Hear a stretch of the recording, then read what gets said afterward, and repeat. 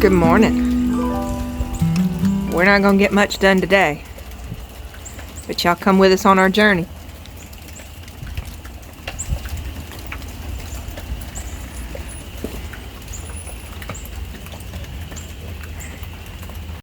Good morning. How are y'all today? So we've already had our coffee, we've already had our breakfast, we did the omelet thing again, still doing that Three Rivers challenge, trying to make sure we use up all of the leftovers and stuff like that. We're not buying any groceries. We're not. Just not going to do it.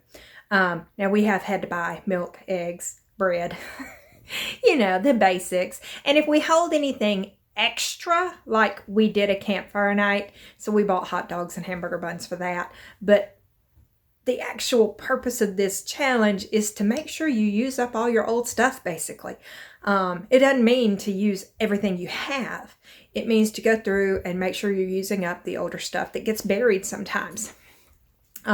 So we are taking this month to recover from, you know, expenses through Christmas and everything. And we're doing the Three Rivers Challenge. So anyway, what is going on today? Y'all need to come with us on our journey.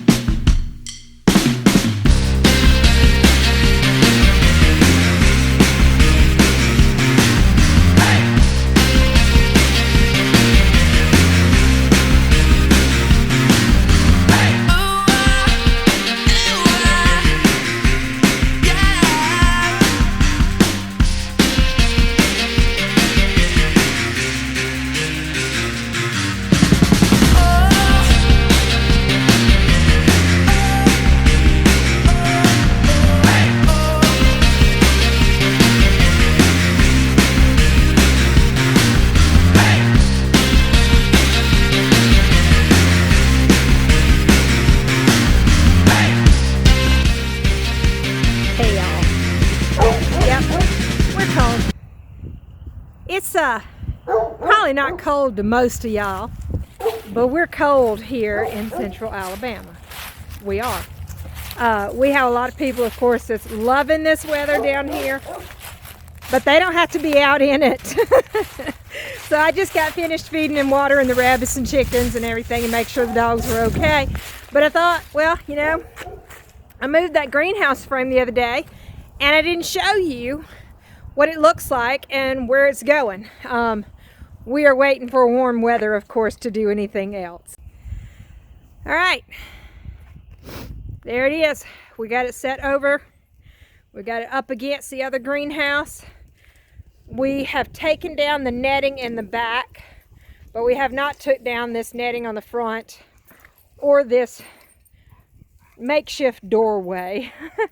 But this will be done on our next warm day, and we're going to leave the netting down the sides. It will help with keeping the plastic supported and stuff.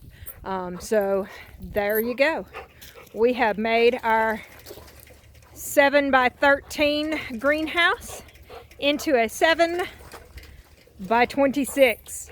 Now we are going to top this with some plastic. We'll probably do 2 layers to help insulate and keep it warm. Y'all watch as we do that later, though. Today is too cold. Marshall wants to play. He's a wild man. Sister's a wild man. I mean, wild woman. That's an everyday thing, though. So, with that, we're going to get out of here, guys, and go back to my heater. Y'all, it's still cold out here. I think it's like 35. Which is still cold to me. It's supposed to be 21, I think, tonight. But y'all, do you see what's not on this bush? There are no blooms. None. Look here. No roses are blooming either. Finally. But we still have a wildflower blooming, y'all. It's wild. Apparently the weather got warm enough, just long enough, to set off the wildflower blooming. Yep. All right, so we're at the garden area here. This is the side flower garden. There's going to be a fence here, and this part of it's already up, and the fence is going to go right along the edge of this strawberry bed area. There will be a gate here eventually. This is the plans. All right, so let's talk about this flower bed. So this end down here As you can see, there are no weeds. Nowhere. No weeds. I do not know why, because this end has been handled the same as the other end, okay? So we have a rose, we have comfrey, we have a canna lily, we have daylilies. This is guara. It will come back, y'all. This weather. I have lilies trying to come up. Hopefully they will not die. Hopefully they will try again later on in the year, because this is going to die right there. Yep. We have a rose in the corner there. We have more canna lilies. This is salvia. And here starts the weeds. And they continue all the way up there. But I do not know why there are no weeds in this house. So this is one of the projects that we're going to start working on. First day of warm weather, of course. Because I can't dig in cold dirt to get these weeds pulled out. But it's not going to be very hard. All of this through here is weeds. Except for, of course, the canna lily. But all of this is weeds. There is nothing that's planted here. That might be why the weeds are growing. But there's nothing that has... We planted here when we first moved in. But guys, we moved in the middle of summer. So anything that planted while moving did not get established well enough to keep growing. On this side of the fence, we do have a little wildflower here. We have another little wildflower right there, and it's actually trying to bloom also. We have a daylily. We have some candy tuft in here somewhere. Iberis or something like that. And this is another salvia. There's the candy tuft right there. But guys, if anybody knows what this plant right here is, I would appreciate y'all telling me. Because I don't know what that is, and that's the only reason it's still here. Because I don't know what that is. So if anybody knows, y'all feel free to tell me in the comments. I would love to know what that one is. Alright. Alright, what else have we got going on? So this is the front side of the fence. These bushes are leaving. I hate these bushes. They grow taller than the roof. We have cut them down, but we're going to actually pull them all the way out. So this whole bed here, all the grass has pretty much died, and what we're left with is those cool season weeds. So yeah, those two bushes are leaving. I think they are Clayera. Whoever planted them there did not really consider what its full grown height would be. Which, by the way, guys, don't fall into the trap of buying a small plant thinking it'll look good in a spot without looking at its full growth potential, okay? Even the landscapers do that. They put a plant in place that fits the size right then without looking at its full growth potential, which is how you end up with plants like this in the wrong spot, okay? We have some work to do, of course. This house has probably not had anything updated since it was built in '74. And then we've got these burning bushes through here also. Those are going to move as well when we finally decide what we're going to do with this area. That's a very nice looking burning bush, but I don't like it there. We're going to make this pretty with full season color and possibly some edible fruits and stuff like that. So we may be changing out those for blueberries. I don't know yet. Like I said, that's on the list to do, but that will probably be started this year. All right, so what else is going on in the yard and stuff? Let's go look. So we're going to, you can see there's a cattle panel there. We're going to be putting up the fence from this corner of the house to right around in here to where it stops on this side of that tree, runs up between those two trees to the road. That's part of our, that's going to be our front yard fence to put the dogs into and maintain. basically a safe environment. All right, let's come out here and see what the garden's doing, y'all. We have not protected anything from frost. I'll go ahead and tell you that. Anything that got planted this year, really, I wasn't sure I wanted to even plant anything this winter, because after we had the virus last year for Thanksgiving, not this recent Thanksgiving, but the one before, my body can't handle this cold. This physically hurts my body. My bones hurt being out in this cold. So I wasn't sure that I wanted to plant anything, and you know, it's really looking like I probably shouldn't have planted a lot of this. But it's okay, because all this is going to recover and come back stronger probably. Because what we have planted is winter crops for our area, actually. So our garlic is doing well. There's 4 varieties of garlic planted here, and as you can see, it is doing well. These are the radishes that probably should have already been harvested. But guys, I'll be honest, we don't eat a lot of radishes. The kale we pick pieces off of here and there. We've got all the winter grass growing, of course, winter weeds. And y'all, nothing really came up through here really well at all. We just, like I said, we didn't do what we needed to do with it mostly, okay? The greens patch is finally dying out, finally. Oversowed, all that good stuff. I can probably go through here and pull some turnips up this left. But guys, that's another thing. I just don't like greens. I just have never liked greens. What cabbage we have is still here, surprisingly.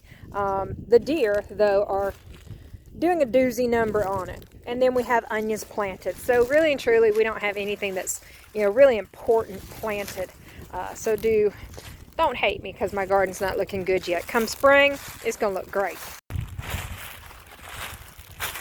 The green onions are still looking good. I got to do some weeding along the edge there, but that's not very hard because that's actually a line of concrete. Just there, I set it back that far on purpose. So we have green onions here. Now these do not form the bulb like a regular onion. These are all just for cutting, basically. In this corner we actually have a leek, which does make for good eating. All right. This is something else that's going to be redone soon.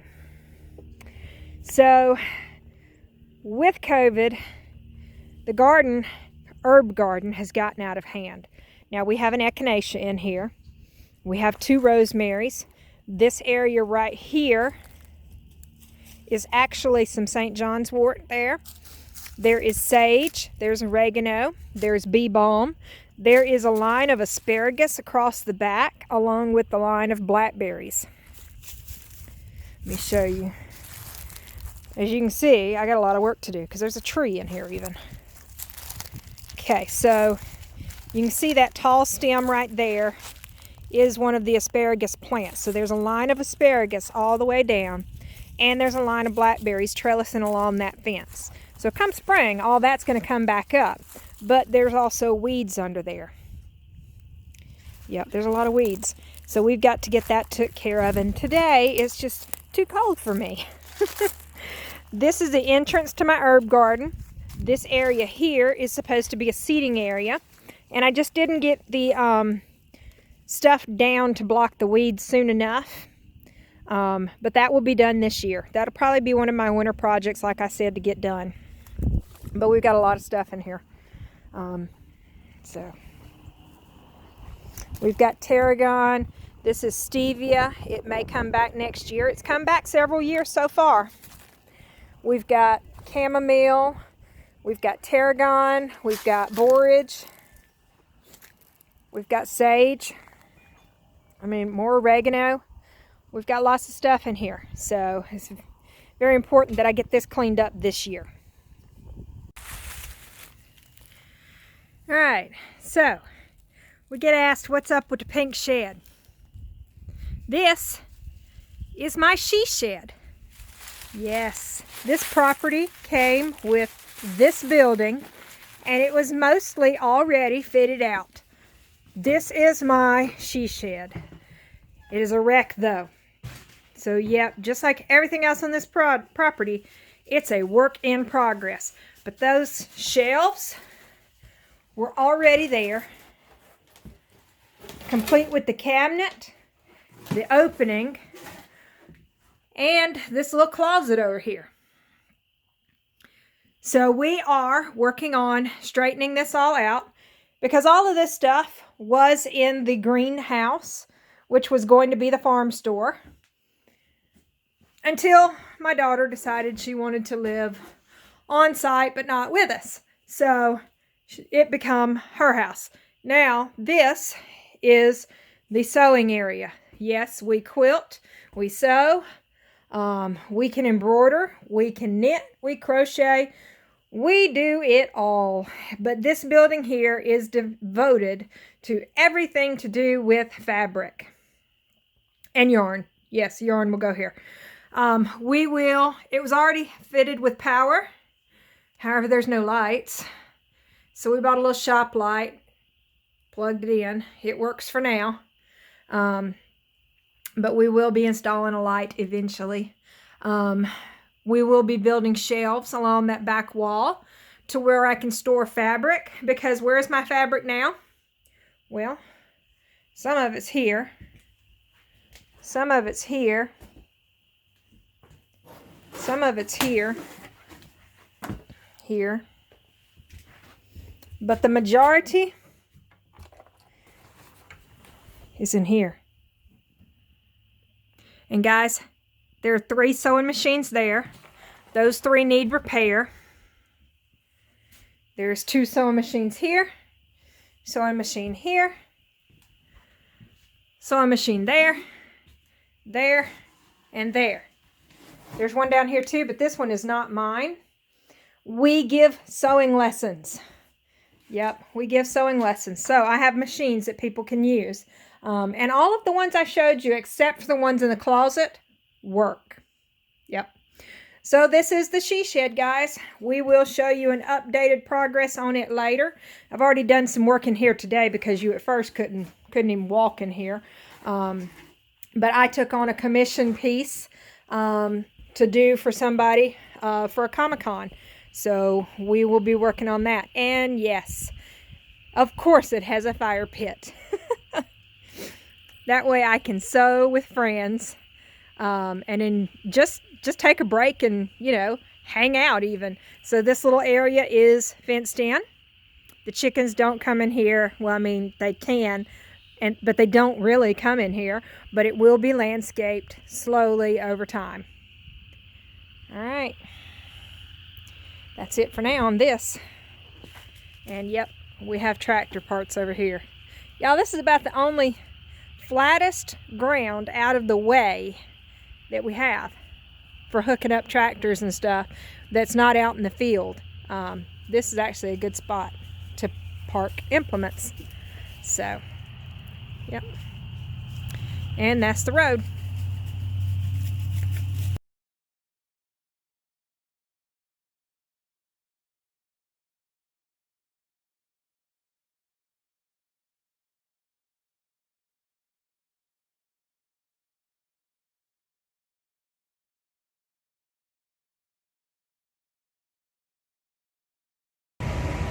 Alright guys, it's cold out. What do you do on days that it's cold? Why, you go riding, of course. You get the dog and the hubby in the truck and you go for a ride. Let's see what we get into.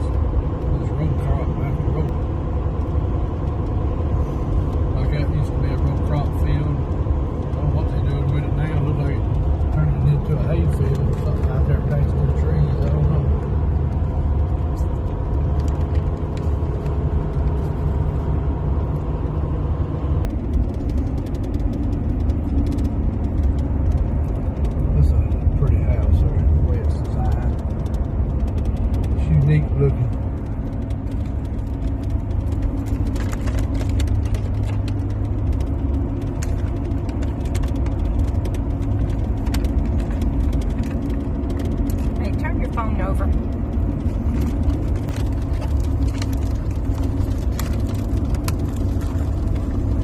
Right up there is where that old Mount Ida plantation house was. I don't know if we can see the columns or not today. I can't even see one of them sticking up. Yep, you can see them like John is seeing. You can see two of them.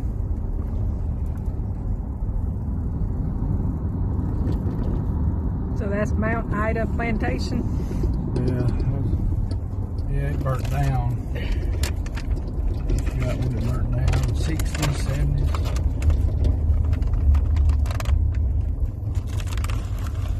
Well, it's a big old field here. It's a pretty view looking at the mountains. That's where we're heading, toward the mountains, John. That's what Nathan Larry gave me for my birthday. Oh, cool. Larry said, Let me see.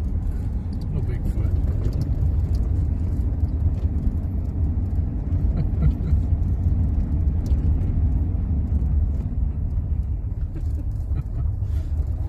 Tickle me. I said, all right.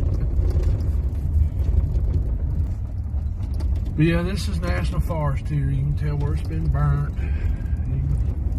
It's got the telltale signs of it. Pretty hardwoods. They keep saying Alabama was full of pine trees up in this part. I don't think that. I think it's like this right here. Let me see your birthday gift again.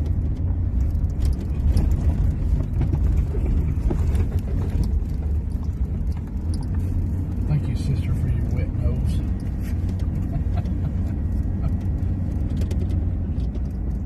Yeah, you can tell how clean the forest floor is. They've done a lot of burning out here. See how tell where it's been burnt before. Yeah. I don't know why they burned some of this stuff in early fall. They used to do it all in the spring. It didn't burn this side of the road. It's got some leaf litter on it. One's National Forest, one's not? Yeah, I think both of them are. Oh, okay. I've seen the sign over here too, Margo. It's back there a good piece. So we're out of Cahaba now. Yeah. Okay. Well, we got hardwoods on both sides. I should have known. Yeah, we should know.